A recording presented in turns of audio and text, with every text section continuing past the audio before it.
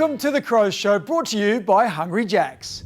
Coming up, Josh Worrell goes for a spin with Ben Keys in the all-electric BZ4X. Sons of Crows Guns have a big day out at the MCG. Ebony Marinoff sits down with the reunited Kelly sisters, and we flash back to the day Tex booted 10. But first, collecting AFL and AFLW trading cards has become an increasingly popular hobby, and a profitable one as well.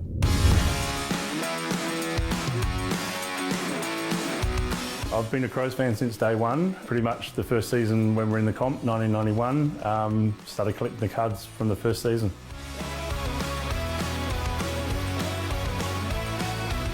It was cards being very basic, pretty much just your standard cardboard card. The big change has been the card companies getting signatures from the greatest stars of the game that have ever been, whether it's Malcolm Blight, Darren Jarman, actually having a chance to own cards that are signed by those greatest of all time type of players, highly desirable and very collectible. In my collection, I've probably got close to 100 signature cards from Crows players. My favourite Crows card is a Supremacy card, which is a very high-end product. I was lucky enough to get a Darren Jarman signature card in the box that I bought, and it commemorates some good feats from 1997. Cards like that are really special because you followed that player's career through when they started, say in 1996 for the Crows, and then all of a sudden something comes out saying this guy was so good he's in the Australian Football Hall of Fame. The Anne Hatchard card is actually the first, and to this day, the only AFLW signature card for a Crows player. We've had so many champion players already, Aaron Phillips, Chelsea Randall, etc. The AFLW cards are certainly one of those areas that's getting very, very popular. For me, one of the things that, even though it is a piece of cardboard, the thing that I love is it's actually a big part of the history of the game, particular moments, particular seasons. I'm very attracted to that history of the players that have appeared on cards. Jarman Brothers dual signature is probably one of my favourites because unfortunately we only had them play together for the one season at the club. The fact that both of those guys are on a signature card together is pretty special. Obviously the stars of the game, always command a premium price. Rashudo, Ben Hart, Jarman, Bickley, they're always going to be very collectible. But the interesting one now is people are very keen on who the latest rookie is. So for us, Riley Tilthorpe, Rankin, Rochelle, all of those guys, incredibly collectible. If I had to choose one player that's probably still number one, it would still be Tony Modra. Tony Modra stuff is just incredibly popular even to this day. Clearly probably the number one guy in terms of people want Tony Modra signature cards. People wouldn't realise, but you just can buy a packet of cards, for maybe a $3, $4, $5 packet of cards. You'll find something in that packet quite possibly that can easily be worth multiple thousands of dollars. For example, say Mark Rashudo, one of his most valuable cards is his captain signature card from 2001. Obviously one of the all-time greatest players, is in the Hall of Fame. You're probably looking around $1,500 for something like that.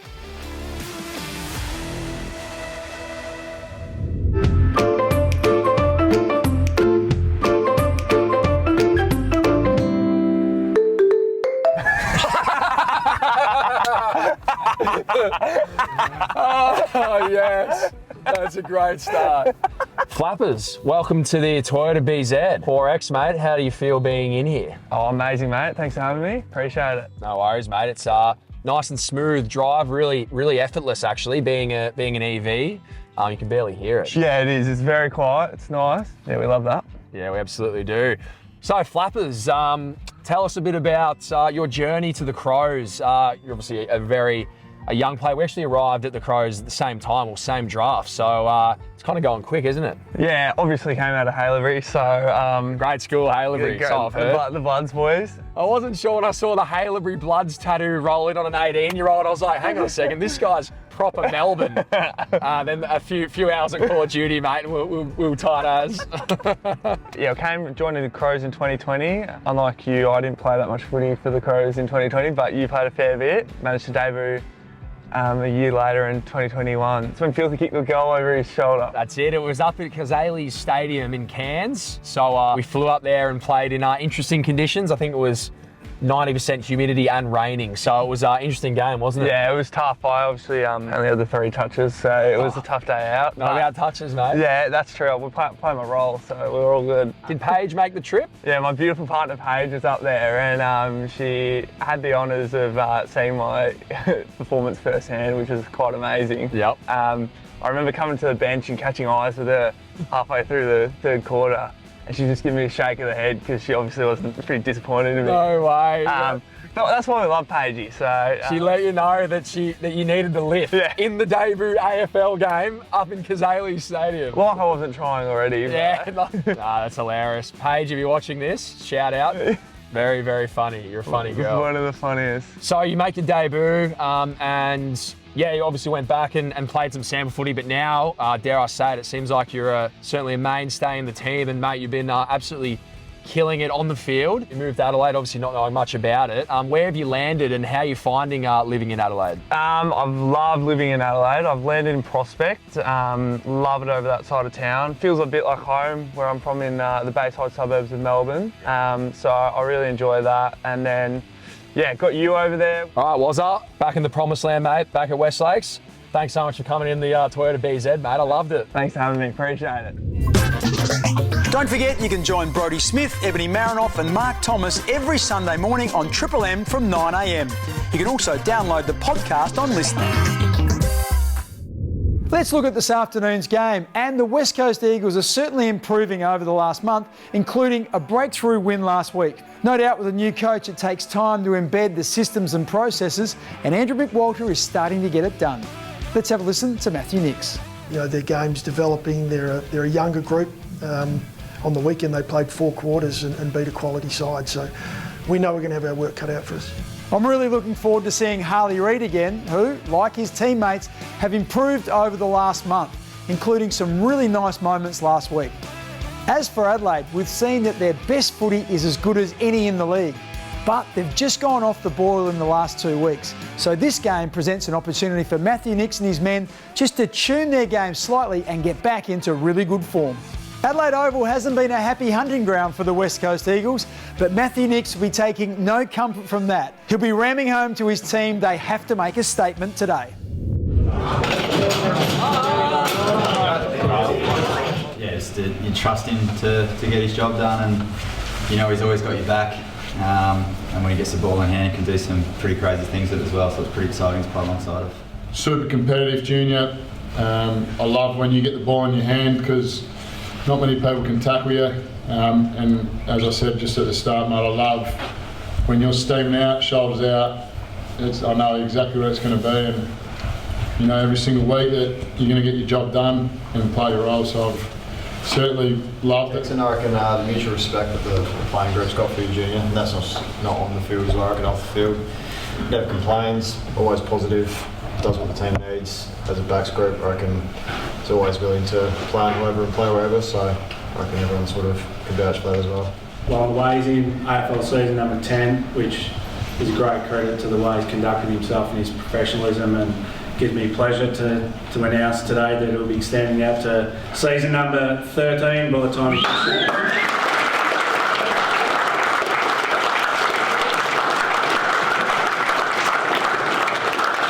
I didn't say much more, June. Big smile on my face and a big smile on everyone's face in the room, even a little early.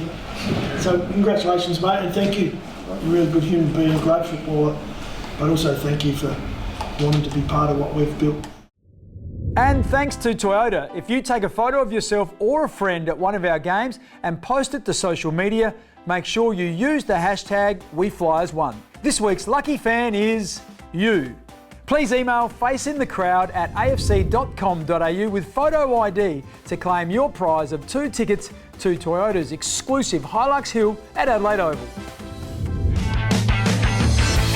The Toyota all-electric BZ4X. Heaps of room in the boot, easy and quick to charge, plug in and you're done. Packed with safety features, it keeps an eye out for you. Smooth, quiet, effortless to drive, the Toyota all-electric BZ4X. Visit a dealership for an extended test drive.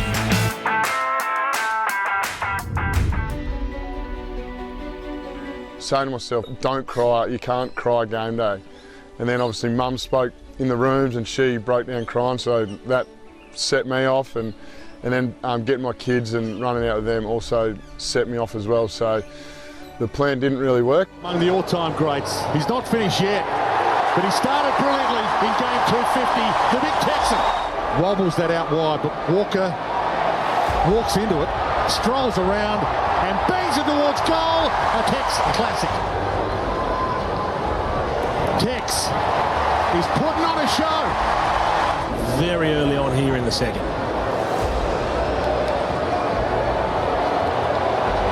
Easy as you like for Tex. Just over a quarter played, and Walker has a handful. I enjoyed it as much as any.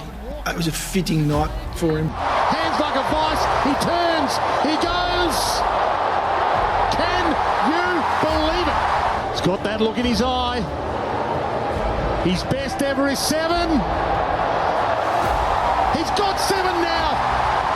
Here's Walker for number 8. An all-time high for Tex. 8 goals. Game 250. Massive crowd, Adelaide Oval. For number 9, nothing bigger than Texas today. Oscar Allen came down back and I kicked my 9th, and he kept trying to defend me pretty harshly, and I said to him, if I was down the other end defending you and you were going for your 10th, I'd let you go. What carton of beer do you drink? Sends it long, Walker turns around, doesn't go for it, bumped off it, Mike Crummett spins it around the body, the Texas 10!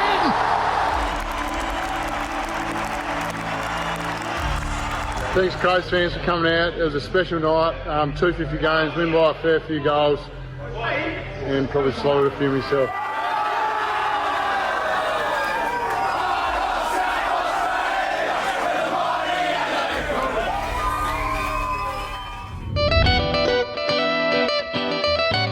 Well, I think as the club's legacy and longevity and the history of the club starts to build out, we're getting more touch point with past players' sons and daughters. Having activations both here in Adelaide and also in Melbourne are extremely important because you build out that legacy piece and connection piece. So the weekend was just another example of our connection with our past players and try and build on the fabric of the club. Hey, you little Brent Riley? Yeah. What's your name?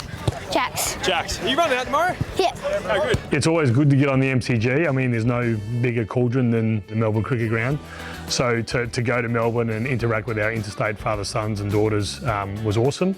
Obviously, there was a focus on the Collingwood game, but to get them out during Captain's Run is an enormous activation to run, but also to have them there on game day in the Guard of Honour was a really nice touch. And obviously we had Jax Riley as our main mascot for the day, and he absolutely loved the experience of being connected with the current AFL club.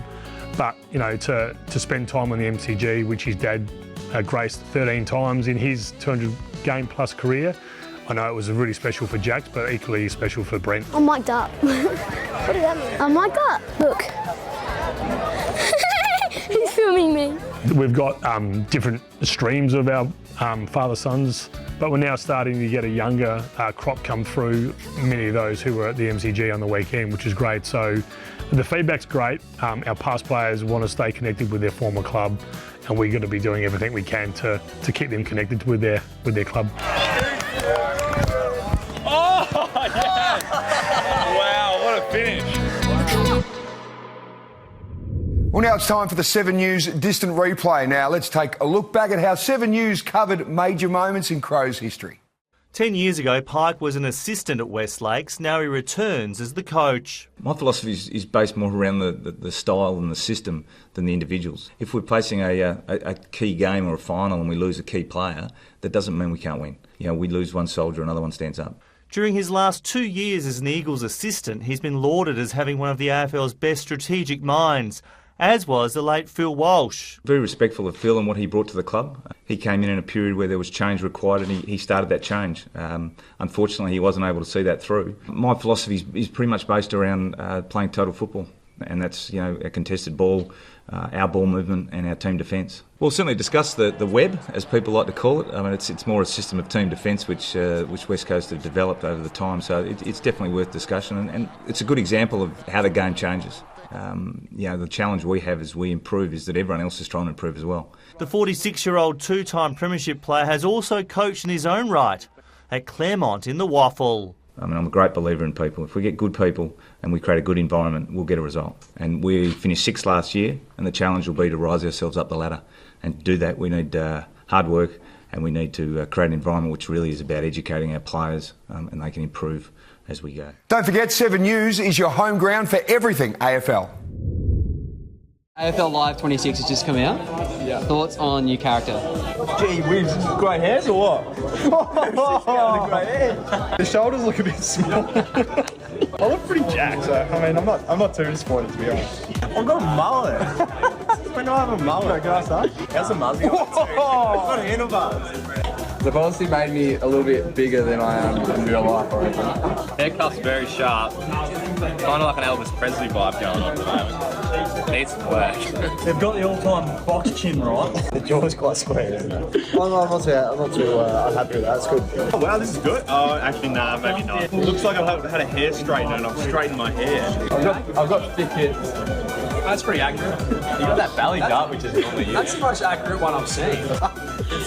They've slimmed my legs down. The head's a bit rough, but I'm happy with the legs. They're a little bit slimmer than normal.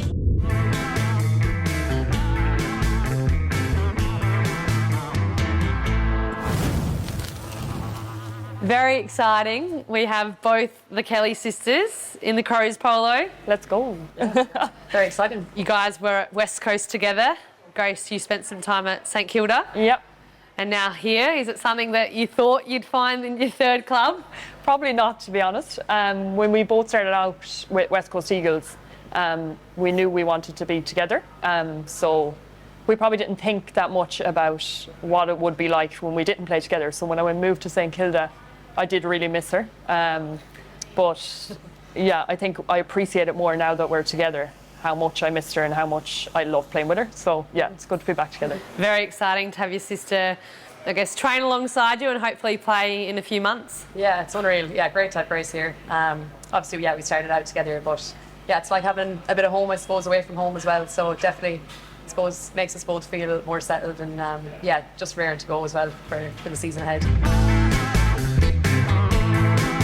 I remember you guys playing each other at Norwood Oval. I'm sure it will be amazing when you guys get to play again and debut together for the Crows. Yeah, it's definitely nice to be back on the same team and not against each other. Yeah, it was a weird mixed emotions kind of game, especially lining out and being on the same wing. But yeah, obviously it was so special to have Mum and Dad there and to have us all there. We were playing against each other, it was lovely. But yeah, it'd be nice to be back on the same team again for sure. And Grace, it's very exciting to have you, and I'm sure you've experienced all different AFLW clubs, but what's something that stood out for you for the Crows? I think I touched on it. I think the elite standards, like everyone is pushing each other on all the time. That's what I love about this club. Like, you don't have time to settle, you have to just keep going. Even when you think you're doing well, there's always someone doing better. So yeah, I love that part of it because you're always just going to improve that way. So definitely is an elite team. I'm sure you've grown up and had many battles, but you're competitive amongst each other. Yeah, absolutely. I think since we were young, we've always been competitive with each other. But yeah, absolutely, even just playing against each other last year. But yeah, even at training the last day. Yeah, I think when we played against each other last year, I didn't realise how competitive I was until I lined up against her and there was a ball in front of us. And I was like, I'm going to give her an extra nudge here. So we definitely do have that at training as well. But I think that's good because it brings each other on as well. And it all comes from the heart. Yeah. It drives each other on. It only makes each other better. But also, like, when you come into the girls and like, no, if you're the most competitive person I know.